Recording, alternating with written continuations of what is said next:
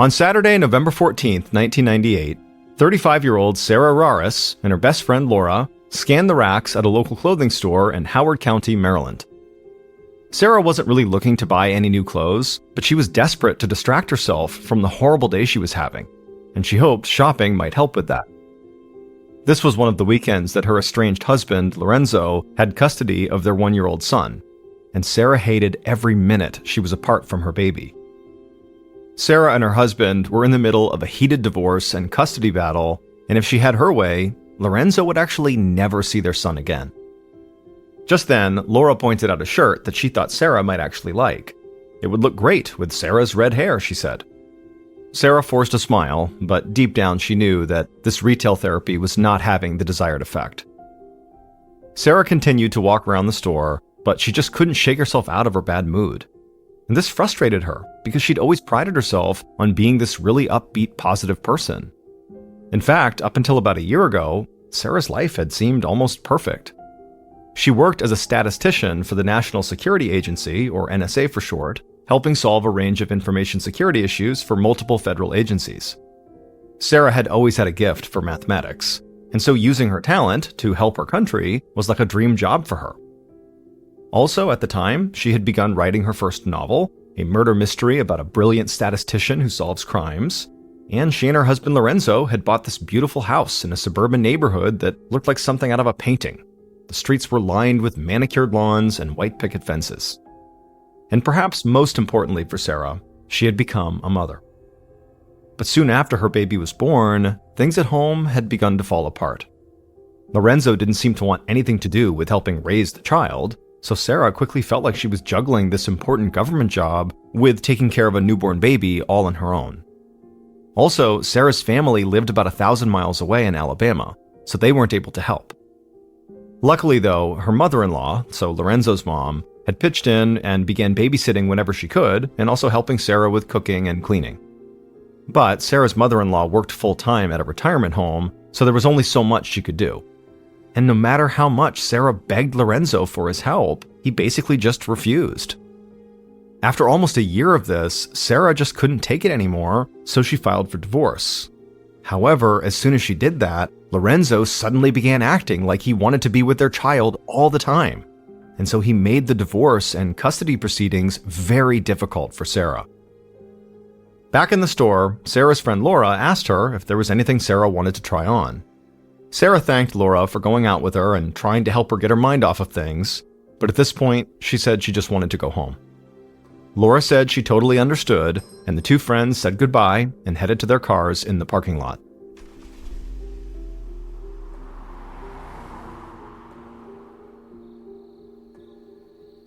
A little later that night, Sarah opened up a notebook and her laptop on a coffee table in her family room and began working on her mystery novel. Then, at around 8:45 p.m., as she was still hard at work, she suddenly heard something and looked up, startled. She held her breath, trying to be as quiet as possible, but she didn't hear anything else.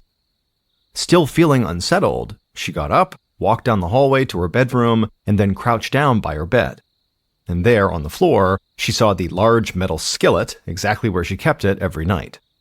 Living by herself with her baby made her nervous, so this skillet let her feel like she had a weapon close by when she went to bed. But as Sarah stayed there crouched down by her bed for a second, she didn't hear any more noise anywhere in the house, and so she shook off her nerves and decided to leave the skillet behind. She told herself she was just being paranoid. And so Sarah stood back up, walked down the hallway, and sat down in the family room, getting ready to dive back into her mystery novel. However, just moments later, she heard the sound of shattering glass.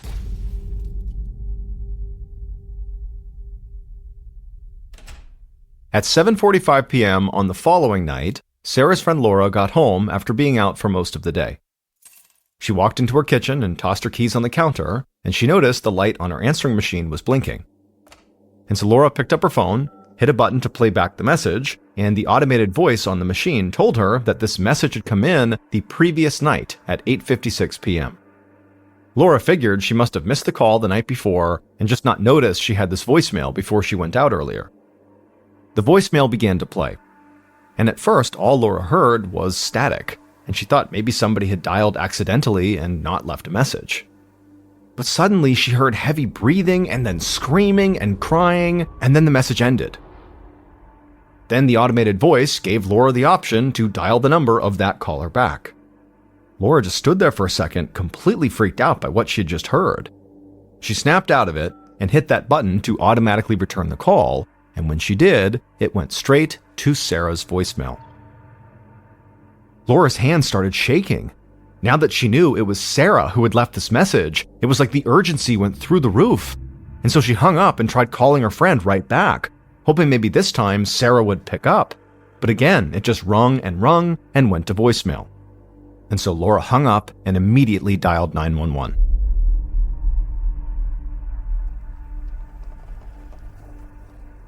A few minutes later, a Howard County police officer pulled up in front of Sarah's house. He'd been out on patrol nearby when he got the call to do a wellness check at this address. The officer got out of his car and walked towards the front door. It was dark out, but there were lights on inside the house and also out in front of the house. However, before the officer even got to the front door, he froze.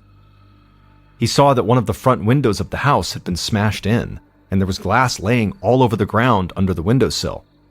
His first thought was that he had just stumbled upon a robbery, and so the officer quickly went to the front door and knocked, but he barely waited before trying the doorknob. When he saw it was locked, the officer quickly used a special tool to unlock it, and then he opened up the door. The officer stepped inside the house and slowly began walking around, calling out to see if anybody was home, and keeping his hand hovering above his weapon.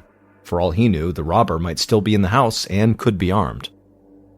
The officer eventually made his way into the brightly lit family room, and when he did, he looked down at the floor, and as soon as he saw what was there, he turned and ran out of the house. He got to his cruiser, fumbled for his radio, and called for backup.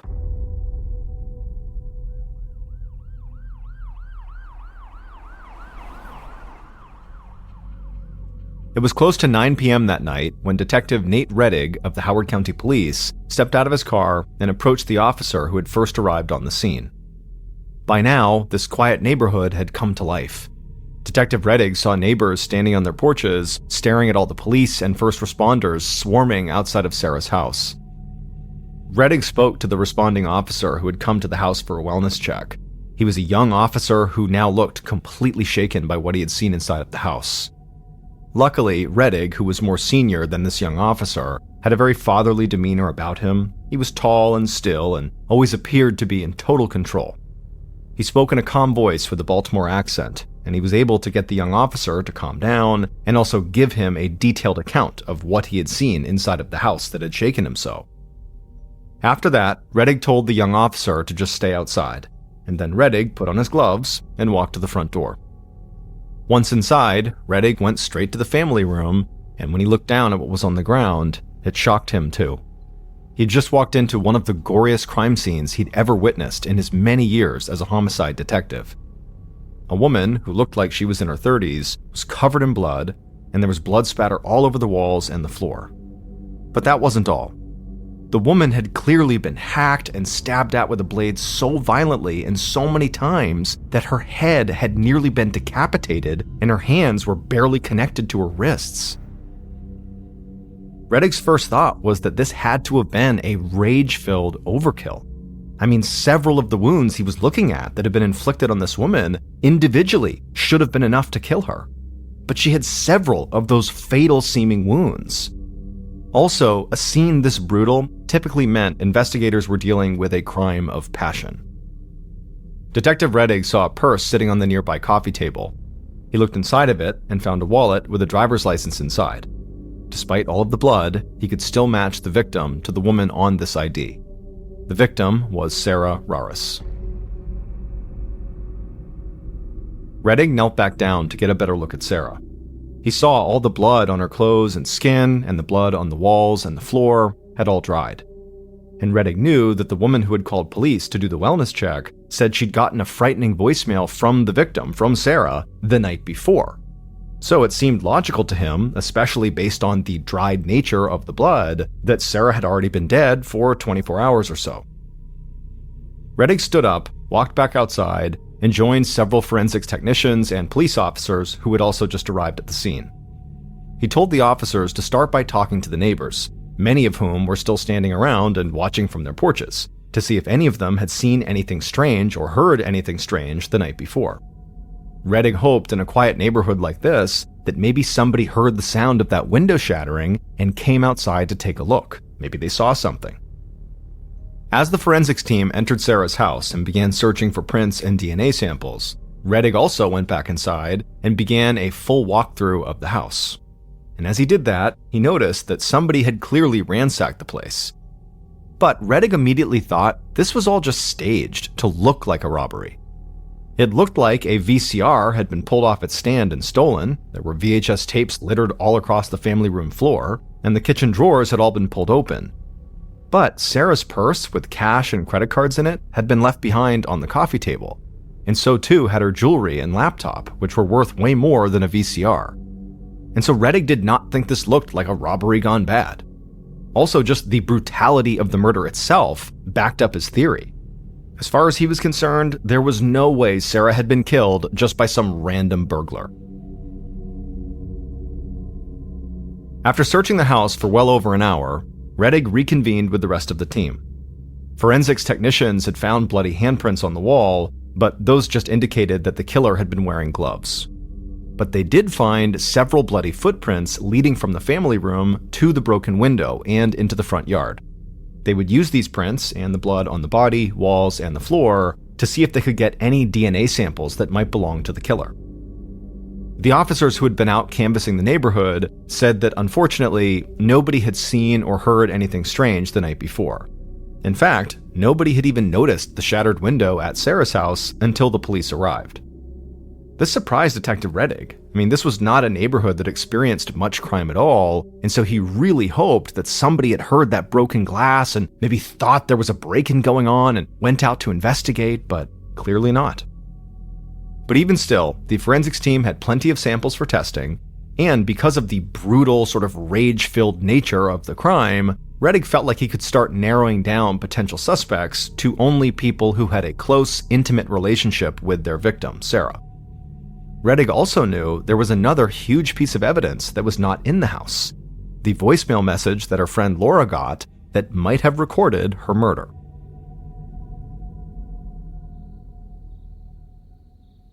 As late night turned into early morning, Detective Rettig arrived at Sarah's friend Laura's house. Laura was still wide awake, desperately waiting to hear any news about Sarah. And so when she saw Rettig, she led him into her house and brought him into the front room, and when they got there, Rettig just told her she should sit down. Laura sat down on the couch and began shaking her head. It was like she already knew what was coming. Rettig told her that he was so sorry, but police had found her friend Sarah dead inside of her home, and she had clearly been murdered. Even though Laura by this point had sort of been expecting the worst, she refused to accept this at first. She said there was no way Sarah was gone. It had to be a mistake. Rettig watched Laura completely break down on the couch, sobbing and just repeating that police must have made a mistake. He again told her how sorry he was, and eventually Laura did begin to breathe a bit easier, and she wiped the tears from her eyes, and then she looked right at Rettig and said something that totally threw him for a loop. Laura told him that the police needed to arrest Sarah's soon-to-be ex-husband, Lorenzo, right away, because he was the one who had killed her. Rettig was used to victims' friends and families suggesting who they thought might have committed a murder, but it was Laura's complete confidence that just seemed strange to him. He told Laura that Sarah's husband, Lorenzo, would definitely be brought in for questioning, especially considering, it sounded like they were going through a divorce. Generally speaking, spouses and intimate partners were always the first suspects in murder cases like this.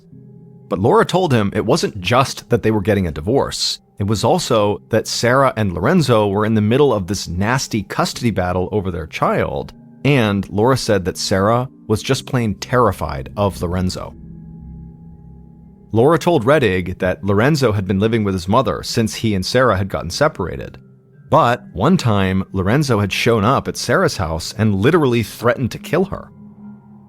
Sarah was so afraid that he would come back to hurt her and take their son far away from her that she kept a metal skillet under her bed as a weapon in case he ever showed up. Now, Rettig would obviously have to follow up on this claim. He had no idea if Laura was telling the truth or not, but it definitely seemed like Laura was being truthful, and he felt like he needed to act fast in case there was a chance that Lorenzo really was trying to leave town and take he and Sarah's son with him. And so Rettig asked Laura for her answering machine, that way police could study the message Sarah had left her. Laura said that was fine. She got up, unplugged the machine, and handed it to him, and then very quickly, he left her house with the machine and rushed out to his car. On his way back to the station, Rettig called in to ask for any records they had on Lorenzo Raris. And when he got back to his office, he found a file folder waiting for him on his desk. It would turn out Laura had been telling the truth. Sarah had called the police on her estranged husband, Lorenzo, a few months earlier, claiming he had threatened to kill her. Police had removed Lorenzo from the premises, and there was still a court order in place forbidding him from returning to Sarah's house. After reading this report, Rettig didn't waste any time. He requested a search warrant for Lorenzo's mom's house, Lorenzo's car, and for Lorenzo himself. This warrant would allow police to demand fingerprints and DNA samples from Lorenzo. Finally, Rettig sent 2 of his team members to Lorenzo's mother's house, where Lorenzo was living. They couldn't go into the house until the search warrant was granted, but Rettig wanted to have his eyes on Lorenzo, just in case he tried to make a run for it. By 10 a.m. on November 16th, so the day after Sarah's body was discovered, all of Detective Rettig's warrants had been approved. And so even though he had just worked through the night and he was starting to feel exhausted, he still gathered up several members of his team and they headed to Lorenzo's mom's house. At about the same time, Lorenzo stepped out of the house and got into his car to head to work. But before he could make it down the street, the 2 officers who'd already been there staking out the place pulled him over and told him to leave his car behind, and then they drove him to the police station. Rettig and his team arrived soon after that, and Rettig had Lorenzo's car impounded for a forensic search, and then they headed to Lorenzo's mother's house and they knocked on the front door. Lorenzo's mother, a small woman in her 60s named Amelia Raris, opened up the door. She was carrying Sarah and Lorenzo's young son in her arms, and she looked genuinely frightened. She didn't understand why there were police at her house. But very quickly, Rettig broke the news to her. He told her that unfortunately, her daughter-in-law, Sarah, had been killed the night before, and even though this is very abrupt and shocking for her, they did need to search her house and also ask her some questions. Amelia stared back at Rettig in total shock. She said that wasn't possible. Her son Lorenzo had just seen Sarah a couple of days ago to get their son. Rettig said he was terribly sorry, but this was the truth. And then he showed her the search warrant and said they really needed to come inside. Amelia nodded, still in shock, and led them inside. And then it was like she was on autopilot and just asked them if she could put the baby in his crib. Rettig said that was fine, and while Amelia sort of shuffled off, he instructed his team to do a thorough search of the house. A few minutes later, Amelia came back, still looking very confused and shocked, and she walked with Rettig into the kitchen. Rettig again apologized for the whole situation and for having barged into her home like this, but quickly asked her point blank if she knew where her son Lorenzo had been on the night Sarah had been murdered. She told Rettig she had had a late shift at the retirement home where she worked that night, so she didn't know. But her other son, Mike, would know where Lorenzo had been. And so Amelia called out for Mike. And suddenly, this man in his late 20s walked into the kitchen. It was Mike, and he looked just as frightened as his mother. He clearly had just been listening intently to Detective Rettig and Amelia have this conversation about Sarah being murdered. And so Rettig, who could tell Mike already knew what happened, he just asked the same question he had asked his mother. Did Mike know where Lorenzo had been on the night of Sarah's murder? Mike immediately stared down at the floor and just began shifting back and forth on his feet for a minute without saying anything. And then he looked up at Rettig and slowly nodded and said Lorenzo had actually been home that night. In fact, he and Lorenzo had hung out together that night for a little while before Mike had to leave for a night shift at his job. Rettig thought Mike seemed like he was hesitating as he was saying this, and so he couldn't tell if Mike was just nervous or scared or if he was trying to hide something. But either way, Rettig never put much stock in family-related alibis. Parents and siblings would often go to great lengths to protect a loved one, even if it meant lying to the police.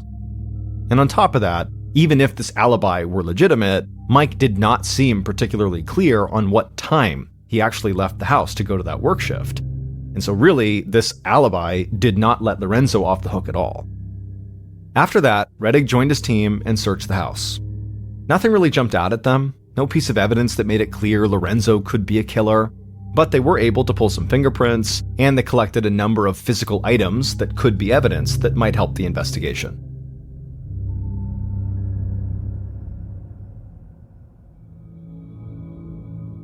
Later that day, Detective Rettig returned to the police station and met with one of the investigators who had picked up Lorenzo. And this investigator told Rettig that there was something really strange about this whole thing. He said that when he and his partner met Lorenzo, one of the first things they told him was that his wife had been killed. And Lorenzo reacted by bending over and heaving and sobbing, but then when he stood back up again, it was clear he had not actually been crying at all. It was all an act. Now, Rettig didn't want to jump to conclusions here, but it was hard to deny that things were really lining up against Lorenzo. He was already an estranged husband in a heated custody battle who had previously threatened the victim, and now he seemed to be fake crying at the news of his wife's murder. The investigator told Rettig that Lorenzo was in an interview room, so Rettig grabbed a cup of coffee and headed that way. And after a few minutes of talking to Lorenzo, Rettig felt like his case was only getting stronger. The conversation they had was relatively short and to the point. Lorenzo said he was at his mother's house at the time Sarah had supposedly been killed, just like his brother Mike had said. Lorenzo also made it clear that despite all of the custody issues, he still cared about Sarah a lot, and he would never hurt her. But it was not Lorenzo's answers or his sort of flimsy family alibi that made Rettig feel like Lorenzo was now definitely his primary suspect. Instead, it was Lorenzo's attitude during this short interview. Rettig thought every answer this man gave him sounded smug and arrogant. And when he talked about his wife's death, he didn't show any emotion at all, despite the huge crying display he'd put on for the other investigators when they first told him about it. At the end of the interview, Rettig called in an officer to take Lorenzo's fingerprints and to swab his cheek for a DNA sample. After that, Rettig wanted to keep Lorenzo in custody, but he didn't have enough evidence to do that, so he had to let him go. But Rettig felt confident that it was only a matter of time before Lorenzo would be back at the station, back in police custody.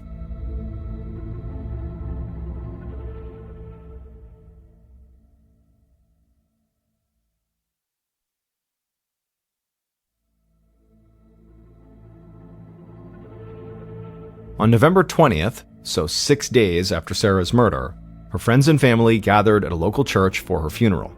And they were joined by people from the community who didn't even know Sarah, but who had followed her story closely on the local news day after day. Detective Rettig and members of his team also attended, and it struck Rettig that everyone who spoke at the service was so bright and positive when speaking about Sarah. Even though everybody was still in shock and heartbroken, they said Sarah had spent her life being happy and spreading joy, so they wanted to honor her by doing the same, even now at her funeral. But that was not the only thing about the funeral that stood out to Rettig. It was common for investigators to attend funerals of murder victims, specifically to watch how potential suspects might react. But Rettig couldn't really fully do that because his primary suspect wasn't even there.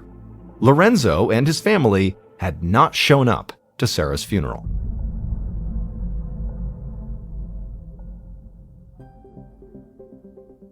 About a week after the funeral, Rettig was sitting at his desk going over notes from the search of Lorenzo's mother's house.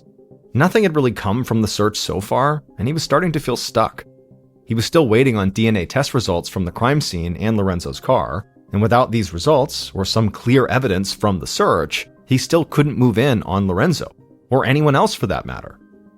Just then, Rettig heard somebody call his name, and he looked up and he saw an excited officer flagging him down, telling him there was something he needed to hear right away. And so Rettig followed this officer down a hallway to a small room where a member of the investigative team was hunched over Laura's answering machine. This investigator had spent days trying to break down the voicemail recording of the breathing and the screaming and the crying into small sections to see if he could isolate anything that would help. The investigator, when they saw Rettig, waved him over and rewound the voicemail Sarah had left on the night of the murder and played it back. And when it reached a certain spot, the investigator stopped the message and looked at Rettig like he had just discovered something major. But Rettig just shook his head and said he wasn't really sure what he was supposed to have just heard. And so the investigator rewound the message again, played it, and then stopped it at that same point. And then did it a few more times, going back to the beginning, playing it and stopping it at that exact same spot. And eventually, Detective Rettig knew why the investigator was so excited. Because in the middle of all the screaming and the crying they had just listened to, Rettig thought he heard Sarah say one word, a name: Mike. Detective Rettig quickly dispatched 2 officers to pick up Lorenzo's younger brother, whose name was Mike, and they found him at his mother's house. Later that day, Rettig sat in an interview room across from Mike, just like he'd done with Lorenzo. But after only a few minutes of speaking to Mike, Rettig felt like these 2 brothers could not be more different. Where Lorenzo had come off as arrogant and uncaring, Mike seemed shy and sensitive. Talking about Sarah's murder clearly upset him. Rettig wondered if maybe Lorenzo, the older and seemingly more domineering of the brothers, had pushed Mike to maybe murder Sarah on his behalf. But Mike stuck to the same story he'd told Rettig when they met at the house. He said he had seen Lorenzo at home before he headed out to work. After the interview, Mike agreed to provide some DNA samples, and he also asked if someone could drive him to work, because he didn't want to be late. Rettig said he'd be happy to, and before long, he was driving Mike across town to his job. And as they drove, Rettig didn't push Mike too hard, but he did say he thought Mike knew more about the murder than he was letting on. Mike didn't respond. However, when Rettig dropped him off at work, Mike stepped out of the car and then fell to the ground and started vomiting. Rettig immediately got out and helped Mike stand back up and get him cleaned off. But as he watched Mike walk into work, Rettig now felt completely sure that Mike, and maybe even his mom Amelia, were hiding information about Lorenzo. As 1998 approached its end, Detective Rettig still felt sure he knew who the killer was. Either Lorenzo had done it himself, or he had gotten someone to do it for him, most likely his younger brother Mike. But before New Year's, the detective got the DNA results he'd been waiting for, and nothing from the crime scene matched Lorenzo or Mike's DNA. This shocked Rettig. He'd been so sure this case was just about closed. But without this scientific evidence, or any other real hard evidence to back him up, he couldn't do anything. So Rettig started to question his own theories about the case. Had he been so locked in on Lorenzo and Mike that he'd ignored other evidence? He went back to the beginning and tried to see what he could have overlooked. And so he dug into Sarah's job at the NSA, thinking maybe the murder could have some connection to her role there. It did seem far-fetched, but if she was involved with sensitive intelligence reports, he at least wanted to look into that. Rettig reached out to a contact at the NSA, and they told him they would look into it. But within days, the NSA contacted Rettig to tell him there was nothing they could find about Sarah's murder that seemed even remotely connected to her work. The fact that Rettig had gone from feeling like he was close to bringing Sarah's killer to justice to feeling like he suddenly had nothing to go on started to weigh heavily on him. He began having trouble sleeping, and he also started seeing that horrific image of Sarah lying there in her house all the time. But no matter what avenue he pursued, nothing new turned up. And so now this case, which had seemed like a slam dunk, started to go cold.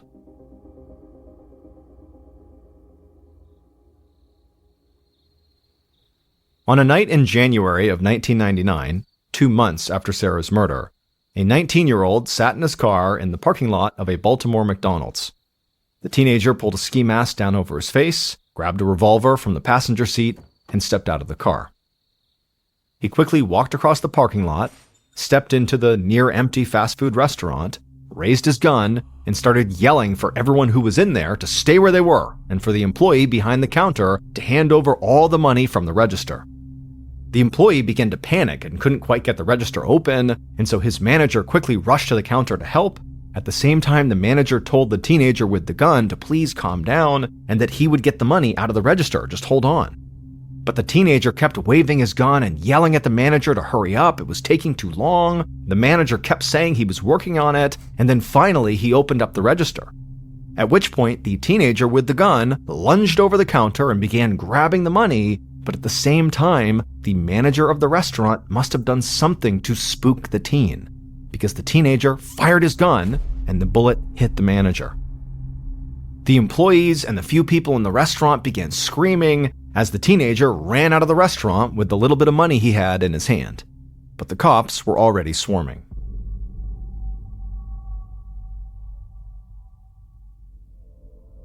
On an afternoon in August of 1999, so 7 months after the fast food restaurant robbery and 9 months after Sarah's murder, an officer rushed over to Detective Reddig's desk and told him there was a phone call he had to take. Reddig went to the officer's desk and grabbed the phone, and a detective from nearby Baltimore County introduced himself. This Baltimore County detective said he was pretty sure Reddig had not heard about a Baltimore County McDonald's getting robbed at the beginning of the year. Reddig sort of laughed and said that he had not heard anything about that. The Baltimore County detective said it was the craziest thing, but the person who had robbed that McDonald's and actually shot the manager of that McDonald's was a 19-year-old kid named Ardale Tickles. This kid was in jail for the robbery and the shooting, and recently he'd begun bragging to other inmates that he knew everything about the murder that had been all over the TV, the one where the woman had been killed in Howard County, Sarah Raris. Detective Reddig felt a rush, and he almost didn't know what to say. He'd reached the point where he wasn't sure if he'd ever find any new evidence in Sarah's murder. Still, Reddig knew that inmates often bragged about murders they knew nothing about, especially if those murders had been all over the news for weeks, like Sarah's had. The other detective agreed with Reddig, but he said this was different. He was nearly positive that this kid, Ardale Tickles, had been giving away details of this murder that police had never released to the public. Reddig thanked the detective for the call and said he was heading that way right now. As he rushed out to his car, Reddig felt more optimistic than he had in months, and he thought he might finally find justice for Sarah. And after meeting with the young inmate, Ardale, Detective Reddig was sure Ardale was telling the truth. He did know things that only the killer, or someone who had at least spoken to the killer, would know. It would take a little more time for Reddig and his team to get the concrete evidence they needed, but almost exactly a year after the investigation began, they finally knew who had murdered Sarah Raris.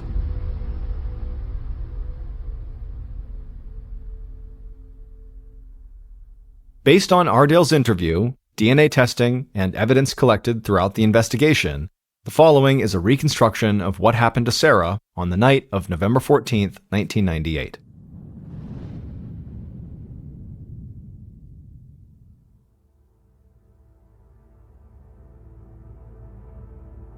On that night, the killers sat in their car a few houses down from Sarah's. They slipped on a pair of leather gloves, checked the hunting knife sheathed on their hip, and stepped outside. The killer wore all black, and they moved quickly towards Sarah's house, being careful to stay out of the glow from the streetlights. They ran across Sarah's yard to a window near the front door, crouched down, and looked inside the house. From this spot, they could see Sarah sitting at her computer in the family room. The killer raised up their elbow and slammed it into the glass. The window shattered, and the killer unsheathed their knife, climbed through the broken window, making sure to avoid the shards of glass, and ran right towards Sarah. Sarah was already up on her feet, running towards the phone that was on an end table, but the killer grabbed Sarah and slammed the hunting knife into her back just as Sarah picked up the phone. The killer kept stabbing Sarah over and over as she desperately tried to dial 911. She didn't manage to do that, but did hit a special speed dial button on her phone that called her best friend Laura. The killer sliced Sarah's hand, and she and the phone fell to the floor. The killer crouched down and stabbed Sarah in the chest again and again until she was barely breathing, and then the killer slit her throat. Sarah died there on the floor, but the killer kept digging into her neck with the knife as they grew more and more crazed. They stabbed Sarah's chest again and then hacked away at her wrists. Finally, the killer saw all the blood on the floor and the walls, and they stood up and backed away from Sarah's body. They ran across the room, grabbed the VCR, and threw some VHS tapes on the floor before heading to the kitchen to throw open some drawers. The killer had wanted to make this look like a robbery, but even they knew this was a very weak attempt, and they didn't want to spend any more time in that house. So they ran back to the broken window, climbed through it, and sprinted across the yard and down the street to their car. And to their shock, the neighborhood still remained completely quiet. Nobody knew. The killer tossed the stolen VCR into the passenger seat, gunned the engine, and sped away from the secluded suburban neighborhood. The following day, they went into work at a retirement home and told the woman they worked with that the job was done. Ardale Tickles, the 19-year-old who robbed the McDonald's and shot the manager, also murdered Sarah. But Ardale had no personal connection to Sarah at all. He just happened to work at the retirement home with Sarah's mother-in-law, Amelia. And it turned out Amelia wanted Sarah dead.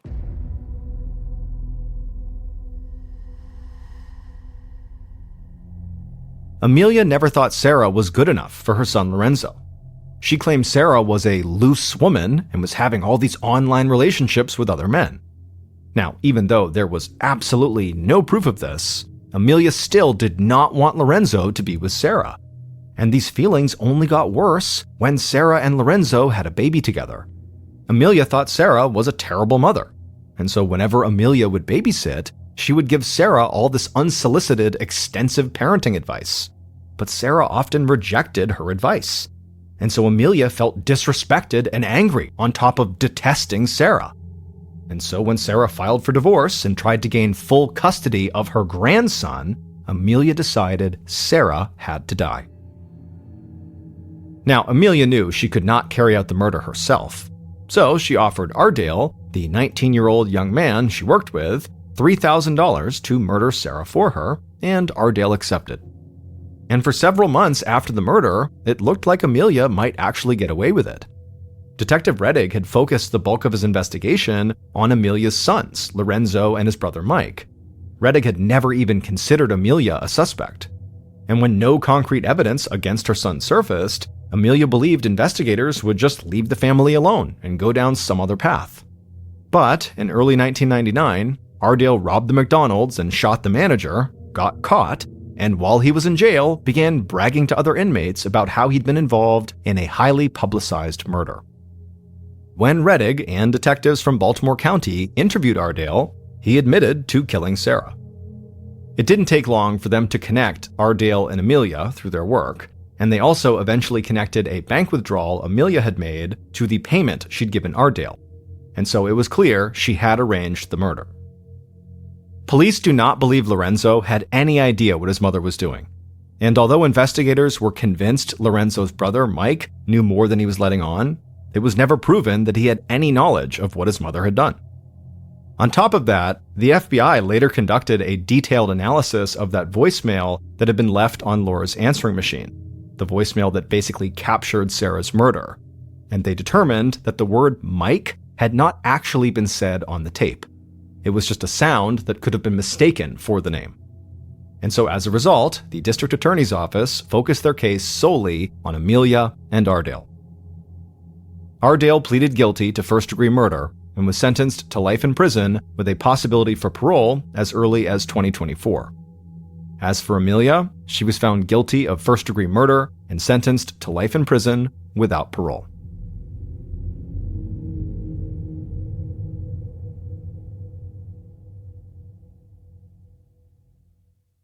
A quick note about our stories: they are all based on true events, but we sometimes use pseudonyms to protect the people involved, and some details are fictionalized for dramatic purposes. In 2018, a 56-year-old father of four named Tayeb Suyami was living in a quiet, modest town in New Jersey called Little Ferry. Tayeb had moved to the United States from Africa back in 1996, and after getting settled in New Jersey, he had landed a job as an accountant for a food importing company. At first, Tayeb's salary had been enough to provide for the family, but as his family grew, his salary just wasn't enough, and money became a real problem. And so eventually, Tayeb's wife also got a full-time job, but even then, with two full-time working adults, the family had to stay on a very strict budget just to make ends meet. And that year, in 2018, one of Tayeb's daughters was getting ready to go to college, and so Tayeb was forced to refinance his mortgage just to make the initial payments on his child's college bills. But despite his financial struggles, Tayeb did not let it bother him. He was an eternal optimist who fundamentally believed that in the end, everything would just work itself out. On May 1st of that year, Tayeb was on his way home from work when his wife called him and asked if he would swing by the grocery store and pick up some orange juice. So Tayeb stopped at the ShopRite grocery store in Hackensack, New Jersey, which was only a couple miles north of Little Ferry where they lived, And he went inside, he went to the juice aisle, and he scanned the different brands of orange juice, and at some point he grabbed the most appealing orange juice that was still within their budget. It was $5. He takes the juice, he goes to the front of the store, he pays for it, he goes outside, he hops in his car, and he heads home. When he pulls into his driveway, he gets out, he goes into the house, he goes right into the kitchen where his wife was, and he proudly set the orange juice down on the kitchen table, expecting a thank you from his wife. But his wife turned around and she looked at the orange juice and she saw the brand he had purchased, and she immediately said, "How much did you pay for that?" And Tayyab said, $5. And she said, "Well, you got to take it back because I know that brand is on sale for $2.50 at the grocery store right down the road, so go return this one." And so Tayyab was totally annoyed because he just got home from work, he thought he had done a good deed, and now he's in trouble. And so he decided, you know what, I'm not going to fight her on this. He just walked over, grabbed the $5 orange juice, and he went back outside, hopped in his car, and took off. A few minutes later, he arrived at the Hackensack, New Jersey ShopRite. He went inside and he went straight to the customer service desk where there was a teenager behind the counter. And Tayyab walked over to them and he handed them the juice along with his receipt, and he asked for a refund.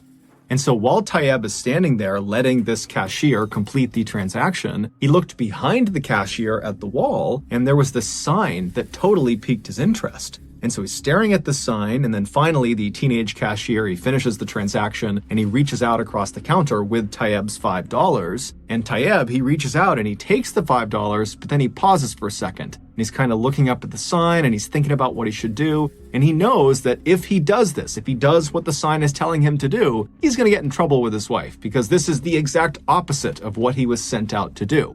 But Tayyab just couldn't help it, and he takes the $5 and he proceeds to hand it right back to the cashier, and he tells the cashier what he wants him to do with it. And so a couple minutes later, Tayyab leaves the ShopRite with no juice, with no $5, but 2 small slips of paper in his back pocket. And so Tayyab hops in his car and he drives to the grocery store that's right down the road from their house. He goes inside and he gets the on sale $2.50 bottle of orange juice. And then he goes back into his car, he drives home, he goes in the kitchen and he sets the juice on the counter and tells his wife, "Yep, I got the right one, $2.50. And he's just hoping the whole time that she has not checked the bank account and has not discovered what he had really been doing while he was out, because he had actually spent more money on the second trip than the first time. But apparently his wife had not checked the account yet, and she just thanked him for being willing to go out and get the better deal. And so Tayyab very happily left the kitchen, and he spent the rest of the night watching TV and hanging out with his family. And then early the next morning, Tayyab got up and he decided, you know what? I need to do something to curry some favor with my wife because she's gonna learn what I did with the refund money pretty soon. And so he decided he would just go out and do a bunch of yard work that day, right in front of his wife, to make sure she really saw that he was doing some good stuff. And so he goes outside, he opens up the garage, and he's about to pull the lawnmower out when he notices his car is really dirty. And so he decides, you know what, I'm gonna go wash my car first and then come back and cut the grass and do some other things. And so he goes inside and he tells his wife what his plan is, and she says, okay, I'll see you in a little bit when you come back from the car wash. And then Tayyab went back outside, he hopped in his car, and he left. As he was driving to the car wash, he made a pit stop at a small store that was set back off the road. And so he goes inside and he goes right to the back of this little store where there's this strange machine that looks like an ATM, and it has a screen on it with text scrolling across it. And at the bottom, there was an opening where a barcode scanner was kind of projecting down. And so Tayyab walks up to this machine and he reaches into his back pocket and he pulls out those 2 slips of paper he had got from the grocery store cashier the night before, and he puts the first one under the scanner, and then he reads the text that appears on the screen of this machine. And after reading it, he kind of shrugs his shoulders and puts that piece of paper back in his pocket. And then the second slip of paper he puts into the scanner. And then when he reads the words that pop up on the screen, he thinks there's been a mistake because all it says is "see receptionist." And so he rescans the second slip of paper to see if something different will happen. But sure enough, again, it just says "see receptionist." And so he pulls the second slip of paper out of the scanner, he turns around and he walks to the front of the store and he hands the paper to the woman behind the counter. Over an hour later, Tayyab pulled into his driveway, and he sat in his driveway for a second. He was still shaking from what had just happened inside of that small store. So he gets out of his car, which was still totally dirty, and he made his way into the house, and he went straight to the kitchen where his wife was. And so as soon as he gets in the kitchen, his wife turns around and looks at him and says, "Where were you? The car wash is like 5 minutes away. Why were you gone for like 2 hours?" But Tayyab, he's got no expression on his face, and he looks at his wife and just says, "Give me $100. And his wife scrunches her face up at him and says, "No, where's your money?" And Tayyab smiles, he turns around, he reaches into his back pocket, and he pulls out that second slip of paper, and he hands it to his wife, and he says, "Here's my money." After getting that $5 refund at the ShopRite in Hackensack, New Jersey, Tayyab noticed a sign on the back wall that was advertising for a Moneyball jackpot lottery.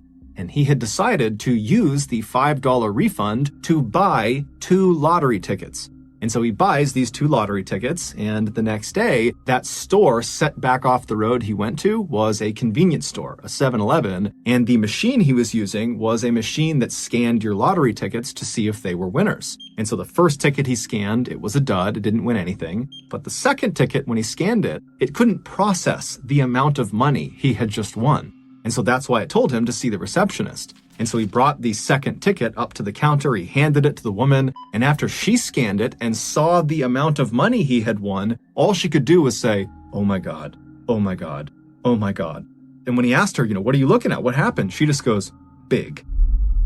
And so when he got home, Tayyab handed that slip to his wife, and on it was the amount of money that he had won. He was the jackpot winner. He had won $315 million. Tayyab would say that he and his wife and his kids all laughed and cried and celebrated in the kitchen all night, and within a couple of days, Tayyab had left his job, he retired, and he had paid off all of his family's debts. And at his press conference for the New Jersey lottery, he was quoted as saying, "I love orange juice now."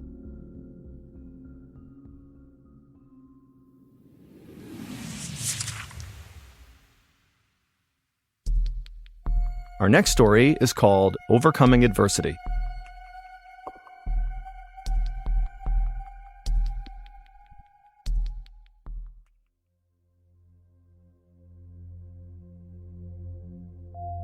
In 1959, Ronald McNair was a very gifted 9-year-old African-American boy living in South Carolina. While he was good at virtually everything he tried, from music to athletics to schoolwork, the only thing that ever really grabbed his attention was outer space. And so as a 9-year-old child, he made the decision that one day he was going to become an astronaut. But he had no idea how to become an astronaut. And so he decided the first thing he would do would be to go to his library and take out some books on NASA, the very famous organization that sends American astronauts to space. However, there was an issue with his plan. This library only served white patrons. It was a segregated library. Ronald knew this, but he figured, you know what, I'm a polite kid. I can get in there and get out before anybody notices me. But as soon as he walked into that library, everybody in there, who were all white, just stared at Ronald. Ronald could feel it, but he just kept his head down and he walked through the library. He got to the science section, he grabbed a couple books he wanted, and then he walked back to the counter and he put them up, and he very politely asked the librarian, who was also white, if he could check these books out. And this librarian looks at him and says, "Young man, you better get out of here before I call the police." And Ronald, at this point, looks up at the librarian and thinks for a second, and then just hops up onto her counter and sits there and says, "Okay, I'll wait for the police." The librarian was totally outraged and would call the police and would call Ronald's mother. And before long, the police did show up, and it was 2 white guys. They come inside, and this librarian runs over to them, and she's talking to them, and she's pointing back over at Ronald, gesticulating that very clearly Ronald is the issue. That's why you've been called here. And the officers would be just totally annoyed by this librarian. And they would say to her, "Why don't you just let the kid take the books out?" And the librarian was totally offended at this and began defending her decision to call the police instead of letting him take the books out. And as she's defending herself, Ronald's mother comes running into the library. She runs over to her son to make sure he's okay. And then she looks up at the police officers and this librarian to try to figure out what's going on. And at this point, the police officers are just totally over it. And they turn to the librarian and they say, "You know what? You really ought to let him take the books out." And then the officers just turned around and left. The librarian was not about to just let him take the books. She was still very upset. And so she storms over to Ronald's mother and she says to her, "You shouldn't let your son come in here." And at this, Ronald's mother is looking at this librarian who's totally upset, and she looks down at her son who's got his head down, and then she notices the few books on the counter about space, and she was aware of Ronald's love for outer space, and she put together what had happened. And after thinking about it for a moment, she looks up at this librarian, and she just says, "Well, since he's here already, can he take out those books? He'll take good care of them." The librarian is still totally furious, but knows this is a losing fight, and so very reluctantly, with a scowl on her face, she grabs the books and she jams them into Ronald's arms. And Ronald's mother nudges Ronald and says, "What do you say?" And Ronald, while holding all of his new books about NASA and space, looks up at the librarian and smiles and says, "Thank you, ma'am." And then he and his mom turn around and they leave. Ronald would go on to earn his PhD in physics from MIT, one of the most prestigious universities in the world, and after graduation, he was picked up by NASA to become an astronaut. And in 1984, Ronald went into outer space. He was actually the second African American to ever go into outer space. And while he was in orbit, apparently he played his saxophone for his crew. And then in 1986, Ronald was chosen again to go on another mission to outer space, but tragically, 73 seconds after takeoff, their space shuttle, the Challenger, exploded, killing Ronald and the 6 other astronauts on board. Following his death, the library in South Carolina that had tried to turn Ronald away for his skin color renamed themselves the Ronald McNair Life History Center.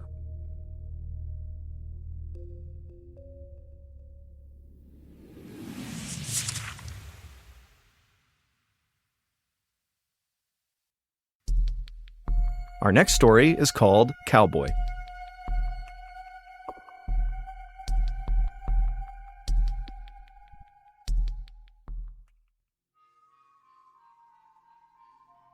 In 1963, when Tim Dick was just 10 years old, he went over to his friend's house and he snuck a bottle of whiskey from one of their shelves. He pulled it out and he poured himself a full glass to the brim with whiskey, and then he downed it in one huge gulp.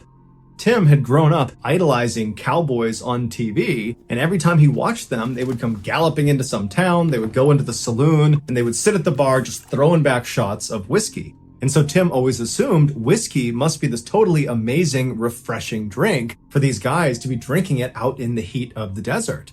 But unfortunately for Tim, after he slugged this huge glass of whiskey, it was not refreshing. It tasted like gasoline, and his chest felt like it was on fire. But instead of being turned off by alcohol and waiting until he was older and of age to try it again, Tim instead thought, you know what? The next time I have whiskey, I just need to water it down a little bit. And so for the next year, Tim continued to periodically sneak whiskey out of his friends' cabinets, and he would drink this watered down whiskey. And then when he turned 11 years old, his father, who he was very close with, died tragically in a car accident. And Tim really didn't have a good way to cope with the grief of losing his father, and so he turned to drinking even more than he already was. And before long, Tim was like this young kid who basically was an alcoholic. But he hid it extremely well. He graduated high school, he graduated college, and really nobody knew he was drinking as much as he was. But after he graduated college and he was living on his own in Michigan, there was no structure in place or person in place to stop Tim from going overboard with his substance abuse. And so not only did his drinking get completely out of control, but he began using and selling drugs, namely cocaine. In 1978, when Tim was 25 years old, he and his drug dealing partner were scheduled to take part in the biggest drug deal of their careers. They would be selling about 1.5 pounds of cocaine to a guy named Michael Pfeiffer, and he'd be buying it for $42,000, which when you adjust that for inflation, would be like buying it for $175,000 in 2021. Tim and his partner were very excited about all this money they were going to make, but they were equally worried about the transaction. A lot can go wrong. And so Tim decided, in order to mitigate their nerves and kind of make this a safer drug deal, he decided they would do the transaction inside of a public airport, because Tim had seen that done on TV and believed that would give them an additional layer of safety. And so on the day this deal is going to take place, Tim takes the 1.5 pounds of cocaine, he puts it inside of a brown Adidas gym bag, and he also throws a key lock inside of this bag. He zips it up, he walks outside, he dumps the bag in the back of his car, and he drives to the Kalamazoo International Airport in Michigan. When he gets there, he parks in the big parking lot right outside of the front doors. And as soon as he's parked, he goes around to the back of his car. He pulls out this brown Adidas bag. He throws it over his shoulder, shuts his trunk, and then he waits for his partner to show up. A couple of minutes later, right on time, his partner pulls into the lot. He parks nearby. And then the two of them very casually begin walking towards the front doors of this airport. They walk up the steps, they go in the front doors, and as soon as they're inside, they're looking around and they find Michael Pfeiffer. He's standing up against the wall right in the area he had said he would be. And so without making any sort of contact with Michael, Tim and his partner turn the corner and they go into a nearby locker room. Once they're inside, Tim pulls the lock out of the brown bag and then he puts the bag with the drugs in it inside of a locker. He shuts it and then uses the lock he had just pulled out to lock the locker. And then he and his partner leave the locker room. As soon as they go out into the main terminal, they start walking over towards Michael Pfeiffer. And as they get closer and closer, Tim's partner breaks off and goes to a bench on the other side of the terminal. And Tim continues walking on right up to Michael. And then when he reaches Michael, he very discreetly hands him the key to the lock on the locker. And he tells him which locker number the drugs are in. Michael doesn't say anything. He takes the key and he heads off to the locker room. Tim turns and he goes over to his partner and he sits down on the bench and waits. Meanwhile, Michael goes inside the locker room. He uses the key. He opens up the lock. He opens the locker up. He checks to make sure the drugs are still there. They are. As soon as that's confirmed, he takes the bag, he throws it over his shoulder, and he walks back out to the main terminal to meet up with Tim and his partner. Tim and his partner are sitting on the bench. They see Michael coming out of the locker room, and they're expecting Michael to walk over and basically hand them a bag full of $42,000. But instead, Michael walks up to them and draws a gun and points it at them and says, "I'm a police officer. You're under arrest." It would turn out this was a sting operation. Michael Pfeiffer, the undercover police officer, had been following around Tim and his partner for months. In Michigan at the time, if you were caught trying to sell 650 grams or more of cocaine, there was an automatic penalty of a life sentence. And Tim and his partner had just been arrested trying to sell more than 650 grams of cocaine. And so facing a life sentence, Tim took a deal that gave him a lesser sentence in exchange for information about other drug dealers. And so Tim would ultimately serve 2 years and 4 months in a federal penitentiary before he was released.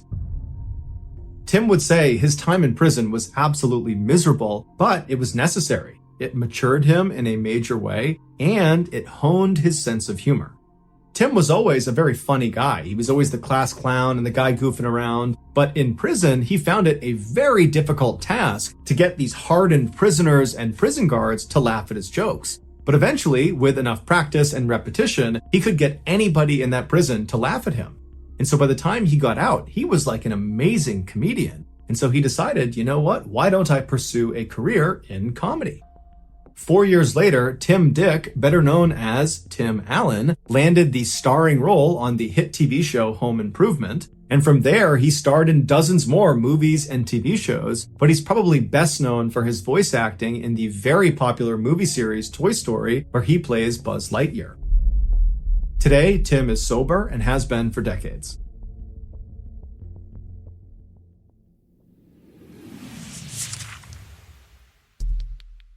The next and final story of today's episode is called Pick Your Poison.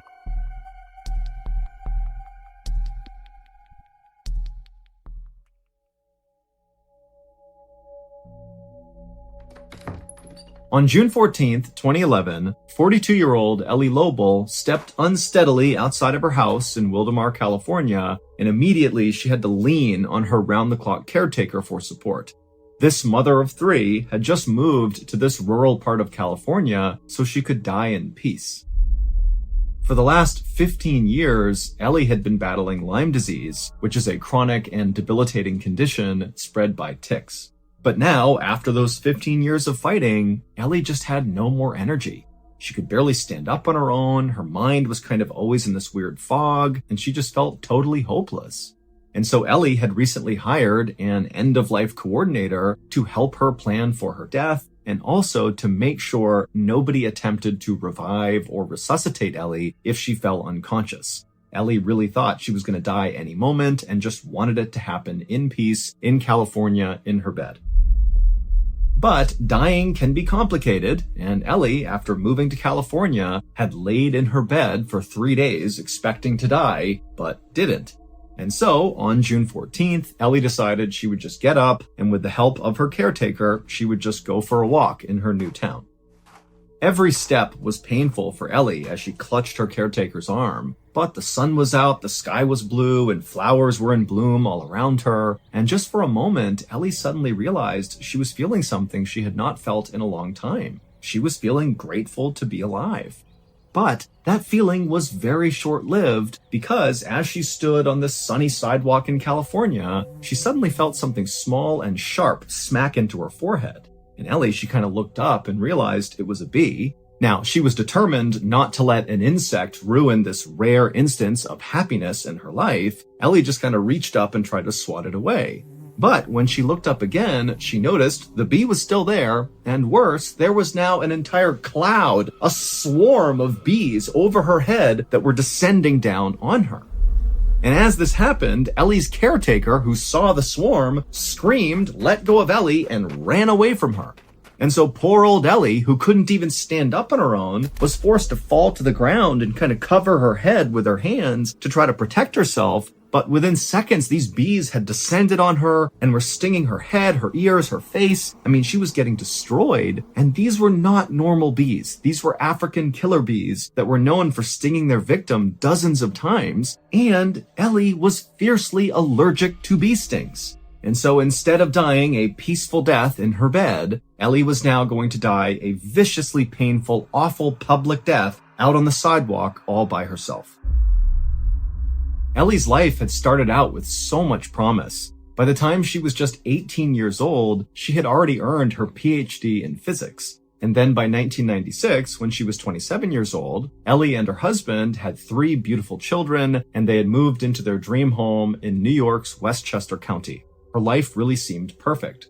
But that same year they moved into their dream home, Ellie suddenly noticed there was this rash at the top of her thigh, and it kind of looked like a red bullseye, and Ellie had chalked it up to, some sort of weird spider bite and not thought much of it, not realizing that that bullseye marking is actually the calling card for ticks who carry Lyme disease. That's what they leave behind after they bite you. But Ellie didn't know that, and so not long after seeing this rash, Ellie began having night sweats and night shakes. She had these flu-like symptoms that didn't go away for months, and it left her totally exhausted and discouraged. Doctors told her that she could have arthritis, or fibromyalgia, or MS, or heart failure, or some other horrible condition, but it was ultimately a park ranger that Ellie just happened to meet one day who recognized that that rash she described at the top of her leg was very likely because she had been bit by a tick that had Lyme disease, and now all of these symptoms, that seemed like Lyme disease too. And then when Ellie went into the doctor and said, I think I have Lyme disease, they said, yep, you do, but now the disease has progressed so far, it's basically too late for you. And so for years, Ellie wasn't able to work or really even be a mother because of this disease. And then eventually her marriage fell apart and ended in bitter divorce. And so this disease really had just kind of wrecked Ellie's life. And so at the 15-year mark of having this disease, she decided, you know what, enough is enough. I'm going to California and I'm going to die on my own terms. But Ellie had envisioned a peaceful death in her bed, not an agonizing death caused by a barrage of African killer bee stings out on a sidewalk in some random town in California. The attack on Ellie lasted maybe about a minute, but it was the longest minute of Ellie's life. The pain was just unimaginable. And then after all the bees had left, Ellie's caretaker actually came running back over to her, scooped her up, and began running with her back to the car. And as Ellie was getting carried, Ellie realized her caretaker was probably going to take her to the hospital, and she didn't want that. Even though she had had that kind of nice moment before the bee stings when she was looking around at this beautiful town and the sun was out and the flowers were out, that wasn't enough to inspire her to want to live. She still, deep down, did just want to die. And so she figured, with these bee stings, I'm going to have an allergic reaction any minute now, and that's going to take me out, and I just want it to happen so I can be done. And so Ellie made her caretaker drive her back to the house and put her in bed, and then Ellie laid there waiting to die. But 3 days later, and Ellie had not died yet. In fact, she actually felt the best she had felt in years. There had been no discernible allergic reaction to all of these bee stings all over her head, and all the chronic pain and discomfort that she normally felt all the time from Lyme disease was gone. And after doing some research about bee stings and about Lyme disease, Ellie came across this 1997 study done in Australia that found the active ingredient in some wasp and bee stings was powerful enough to kill the bacteria that causes Lyme disease. But no one had ever really researched this because it was totally unethical to release a swarm of bees on a critical Lyme disease patient. But in Ellie's case, this happened on its own, and it really did cure her. The bee stings literally saved her life. And since her bee attack, Ellie has become the leading advocate for bee venom as a treatment for Lyme disease. The tide, it brings you in, then lets you go. I know I should get back my mother's stress. Old medals that you earned, they mean much less. Early morning, set my sails back to shore. Paradise return, useless metaphor. I'm out there in the swamp trying hard to start.